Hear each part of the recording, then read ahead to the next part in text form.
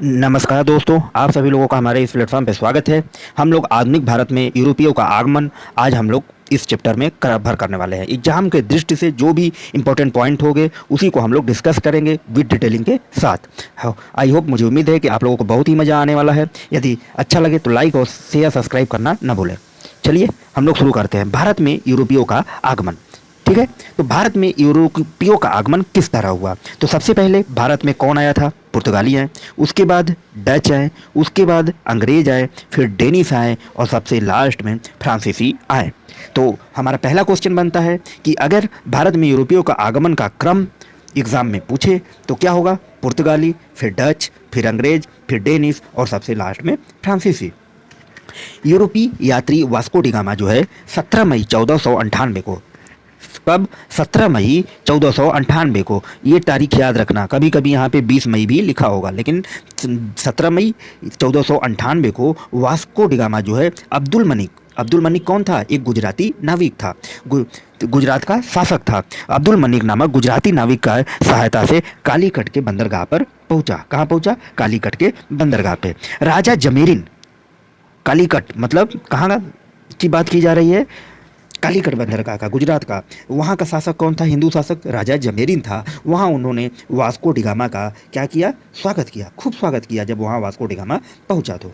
किंतु कालीकट के समुद्री तटों पर पहले से ही व्यापार कर रहे अरब, कालीकट के तट पे सबसे व्यापार पहले से कौन कर रहा था? अरब कर रहे थे। उन्होंने क्या किया? उसका विरोध किया। किसका? वास्को डिगामा का। 1499 में वास्को डिगामा पुर्तगाल लौट गया।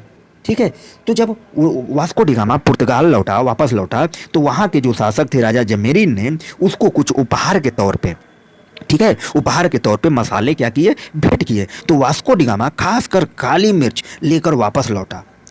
काली मिर्च ही उसको क्या किए थे? मसाले के तौर पे उपहार दिए थे। वो लेकर वापस लौटा, जिसको बेचने पर उसकी पूरी यात्रा की कीमत का 60 गुना दामों पर बेचा गया। मतलब 60% प्रॉफिट हुआ उसको, वास्को डिगामा को, जिससे उसने अपनी यात्रा का पूरा खर्च निकालने के बाद, ठीक है, तो फिर क्या है, तो इसी वजह से ये जो पुर्तगाली थे उनका आकर्षण क्या हुआ? भारत की तरफ बढ़ा। ठीक है, तो 1502 में वास्को डिगामा दोबारा भारत आगमन और 1500 में पेट्रो अल्बर्डेस केब्राल भारत आगमन आया। कालीकट, कोचिंग और कन्नौर में व्यापारिक केंद्रों की स्थापना हुई। ये इनका स्थान गोवा ने भी ले लिया। पुर्तगाली समुद्री साम्राज्य को स्टार्डो द इंडिया नाम दिया गया पुर्तगाली में। और ये भी जान लो, एक इंपॉर्टेंट क्वेश्चन यहाँ देखो, जो पेट्रो अल्बरेज केब्राल था, इन्होंने ही जो अरब व्यापारी कर रहे थे, कहाँ पे? समुद्र में व्यापार कर रहे थे, उन पे अगर कब्जा जमाना, उन पे तो गोलाबारी करना, उनसे युद्ध करके जीतने का काम पेट्रो अल्बरेज केब्राल ने ही किया था।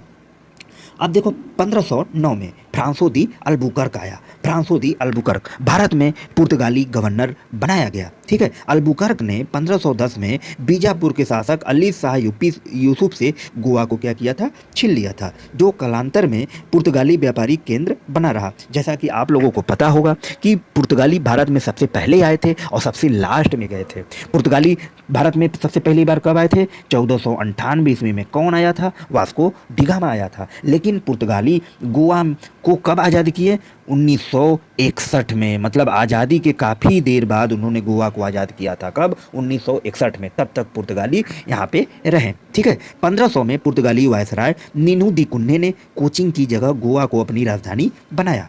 कौन? नीनू दी कुन्ने। क्लियर? बंगाल के शासक मसूम शाह ने 1534 में सतगांव में पुर्तगालियों को अपनी व्यापारिक कोठी खोलने की क्या की? अनुमति दी थी। पुर्तगाली चटगांव बंगाल के बंदरगाह में महान बंदरगाह संज्ञा दिए थे।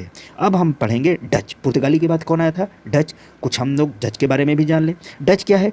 1596 ईस्वी में डचों का आगमन भारत के पूर्व सुमात्रा में हो चुका था। मतलब भारत के पूर्व डच कहाँ पहुँचे थे? सुमात्रा में। कब? 1596 ईस्वी में।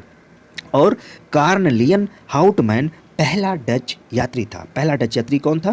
कार्नलियन हाउटमैन। याद रखिएगा ये सारा नाम।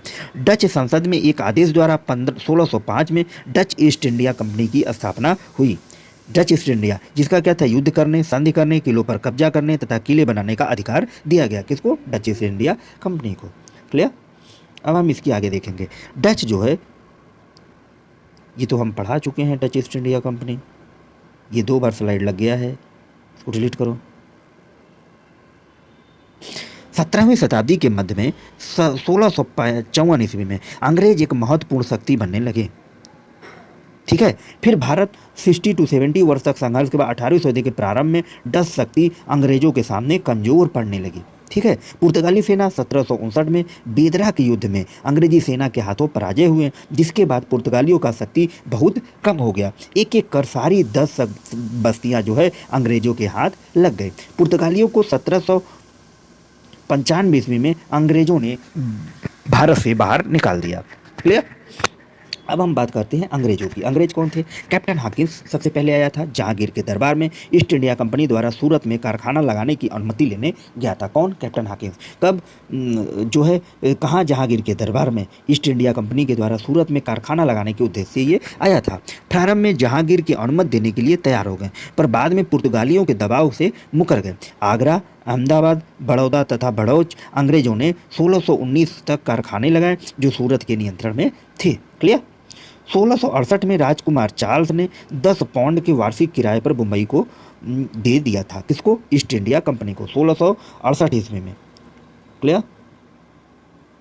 1687 में जो है कंपनी का मुख्यालय सूरत से हटकर बंबई कर दिया गया। मुसलीपट्टनम 1611, पुलिकट के निकट अमराव गांव के कारखाने लगाए गए। 1639 में फ्रांसिस डे ने चंद्रगिरी राजा मद्रास प्राप्त किया तथा एक किलाबंद कारखाना लगाने की अनुमति प्राप्त की, जिसे फोर्ट सेंट जॉर्ज कहा गया। क्या कहा गया? Fort saint George. शीघ्र ही मुसलीपट्टनम के स्थान पर कोरोमंडल तट का कंपनी अपने मुख्यालय मद्रास बनाया गया। क्लियर। उसके बाद हम लोग देखते हैं फ्रांसीसी में 1664 में कौन? कोलवर्ट में फ्रांसीसी ईस्ट इंडिया कंपनी की। कहाँ पे? कोलवर्ट में फ्रांसीसी ईस्ट इंडिया कंपनी की स्थापना की गई। प्रथम फ्रांसीसी कारखाना 1668 में सूरत में भाई कोगिस करोन के द्वारा बनाया गया। बाद में मराकाना ने 1669 में मुसलीपट्टनम में कारखाना स्थापित किया। 1673 में फ्रांकोइस मार्टिन तथा बेंगलोर ने लेसिपेन मुस्लिम गवर्नर से एक छोटा सा गांव लिया था। यह गांव आगे चलकर पांडिचेरी बना। इसके पहले गवर्नर फ्रांकोइस मार्टिन बने रहे। 1690 में बंगाल के मुगल नायब ने चटगांव ले लिया था। और 1706 से 1720 ईस्वी की भारत में फ्रांसीसियों का पतन हुआ। फ्रांसीसियों का पतन कब हुआ? 1706 से 1720 ईस्वी के बीच फ्रांसीसियों का पतन हुआ, जिससे 1720 में कंपनी पुनर्गठित हुई। क्लियर। भारत में फ्रांसीसी शक्ति जो है नियोनयार तथा दुमास द्वारा पुनः 1720 और 42 के बीच गठित किया गया। उन्होंने मालाबार तट पर माहे, कोरोमंडल, परियानाम, तमिलनाडु में कड़ाईकल कब्जा किया। लेकिन 1742 में फ्रांसीसी गवर्नर डुप्ले के आगमन के साथ साथ आंग्ल फ्रांसीसी संघर्ष प्रारंभ हुआ, जिससे वह अंततः पराजित हुए। कब? 1742 में। उसमें फ्रांसीसी गवर्नर कौन था? डुप्ले था। आगमन के साथ आंग्ल फ्रांसीसी संघर्ष प्रारंभ हुआ, जिससे वे क्या हुए? पराजित हुए। अब हम अगला क्रम, अभी तक हमने आपको बताया पुर्तगाली के बारे में, उसके बाद डच है, डच के बारे में बताया, उसके बाद हमने अंग्रेजों के बारे में बताया, उसके बाद हमने फ्रांसीसी के बारे में बताया, और सबसे लास्ट जो भारत में आए वो कौन था? डेनिस के बारे में हम लोग थोड़ी सारी बातें जान लेते हैं। डेनमार्क जो है ईस्ट इंडिया कंपनी 1616 में बनी। सबसे इम्पोर्टेंट परीक्षा के दृष्टि से ये काफ़ी ही IMP है, इम्पोर्टेंट है। डेनमार्क ईस्ट इंडिया कंपनी कब बनी? 1616 में। इन लोगों ने 1620 में ट्रावनकोर तमिलनाडु तथा 1676 में श्री रामपुर बंगाल में अपनी बस्ती बनाई। श्री रामपुर डेनिस लोगों को भारत में मुख्यालय था। श्री रामपुर कहाँ पड़ता था? बंगाल में। यहाँ क्या था? डेनिस लोगों का क्या था? मुख्यालय था। परंतु वो लोग भारत में अपनी स्थिति मजबूत नहीं कर पाए। अपनी स्थिति क्या कर पाए? मजबूत नहीं कर पाए। और 1845 ईस्वी में अपनी सारी संपत्ति अंग्रेजों को बेचकर चले गए। मतलब डेनिस कुछ भी नहीं कर पाया, वो अपनी शक्ति मजबूत नहीं कर पाई। तो क्या कि 1845 में अपनी सारी संपत्ति अंग्रेजों को बेचकर चले गए यहाँ से। क्लियर। आई होप, मुझे उम्मीद है कि ये सारी चीज़ें आप लोगों को समझ में आई होगी। यदि अच्छा लगे लाइक से सब्सक्राइब करना मत ना भूलें।